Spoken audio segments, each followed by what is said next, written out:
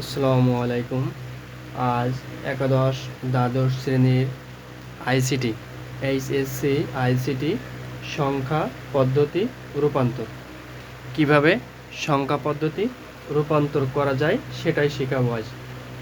এখানে 25 আর এই যে দেখা যাচ্ছে এখানে 10, এটা হচ্ছে এখানে দশমিক সংখ্যা আছে। এরকম যখন থাকবে তখন বুঝবো কি দশমিক সংখ্যা আছে।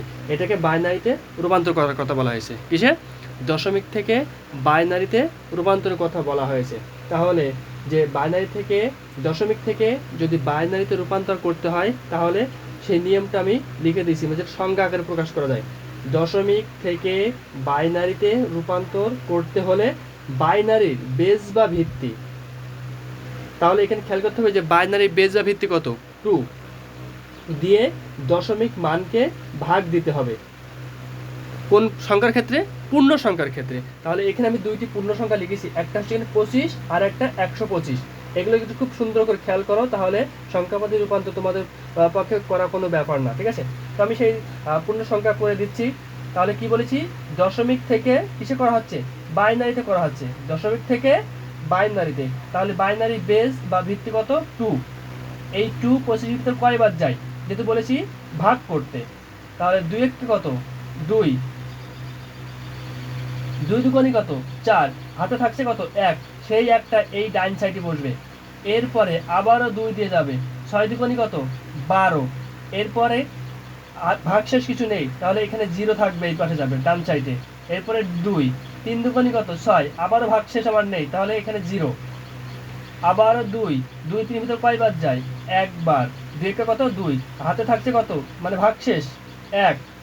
এরপরে এখানে 2, 2 একের ভিতরে যখন না যাবে তখন এই জায়গাটায় কি বলবে? 0। আর এই যে একটা থাকবে এই ভাগশেষ তখন এখানে চলে যাবে। ঠিক আছে, তাহলে আমি উত্তর পেয়ে গেছি। এখানে খেয়াল করতে হবে এই এম এস বি, এটাকে বলা হয় এম এস বি, আর এদিককে বলা হয় এল এস বি।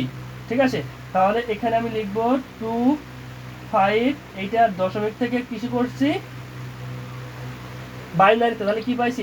একটা 1 একটা 1, দুইটা 1, দুইটা 0 আর একটা 1। এইটা আমি পেয়ে গেছি যে আমার এইটা হচ্ছে এখানে বাইনারি মান। এটা কি মান? বাইনারি মান। যে কিভাবে দশমিক থেকে বাইনারিতে তোমরা খুব সহজে রূপান্তর করবা, সংজ্ঞা সহকারে এবং উদাহরণ সহকারে করে দেওয়া হয়েছে।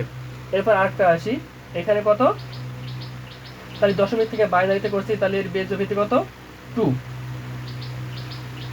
এই 2 একের ভিতর তো যায় না, তখন আরেকটা নিব। তাহলে 6 দুগুণে কত? 12, 2 5 তো কয়বার যায়? 2 বার। 2 দুগুণে কত? 4, তাহলে ভাগশেষ কত থাকছে? 1। এরপরে আবারও 2 দিয়ে দিই, 3 দুগুণে কত? 6, 2 একটা কত?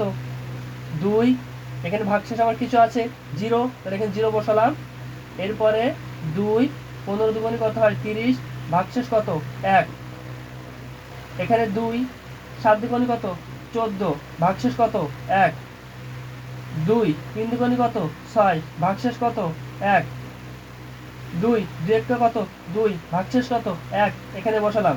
2 বলেছি একের ভিতর যায় না, তাহলে এখানে 0 বসবে। আর এই 1 কোথায় বসবে? এখানে বসবে। তাহলে এটা দিব 1 2 5, তাহলে এটা দশমিক থেকে কিসে করছি? বাইনারিতে করছি। তাহলে এখানে কি বলা হয়েছে? যে এইটা এমএসবি আর এটা এলএসবি, কারণ নিচের থেকে উপর দিকে যেতে হবে, কারণ মোস্ট সিগনিফিকেন্ট বিট সর্বাপেক্ষা গুরুত্বের অঙ্ক, এই জন্য। তাহলে 1 2 3 4 5টা 1 পাইছি। 1 2 3 4 5টা 1 0 1। এই হয়ে গেল আমার দশমিক থেকে পূর্ণ সংখ্যাকে বাইনারিতে কিভাবে তোমরা রূপান্তর করবা সেটা। ঠিক আছে, এই জন্য এখানে খেয়াল করতে হবে কি, যে আমাকে বেস বা ভিত্তি চিনতে হবে। তাহলে দশমিকের বেস বা ভিত্তি কত? 10। বাইনারি বেস বা ভিত্তি কত? 2। তাহলে দশমিকের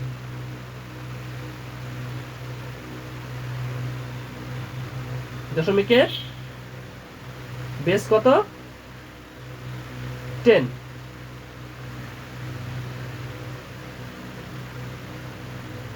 বাইনারির বেস কত? 2।